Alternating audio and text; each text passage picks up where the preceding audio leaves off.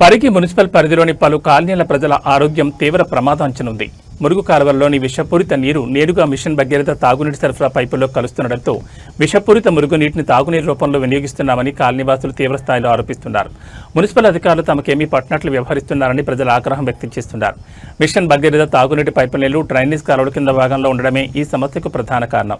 పైపులు పాతబడి లీకేజీలు ఏర్పడడం వల్ల డ్రైనేజ్ కాలువల్లో నీరు ఉన్నంతసేపు ఆ మురుగునీరు లీక్ అయిన ప్రాంతాల ద్వారా మిషన్ భగీరథ పైపుల్లోకి ప్రవేశిస్తోంది. తాగునీటి సరఫరా ఉన్నంతసేపు పైపుల్లో ఒత్తిడి కారణంగా మురుగునీరు లోపలికి వెళ్లే అవకాశం తక్కువగా ఉన్నప్పటికీ పైపుల్లో నీరు నిలిచిపోయిన వెంటనే డ్రైనేజ్ నీరు మిషన్ భగీరథ పైపుల్లో కలిసి కాలనీవాసులకు మురుగునీరే సరఫరా అయ్యే ప్రమాదం ఉందని స్థానికులు ఆందోళన చెందుతున్నారు. ఈ ప్రాణాంతక సమస్య గురించి మున్సిపల్ అధికారులకు పలుమార్లు ఫిర్యాదు చేసినా వారు ఏమాత్రం పట్టించుకున్న దాఖలాలు లేవని కాలనీవాసులు తీవ్రస్థాయిలో ఆరోపించారు.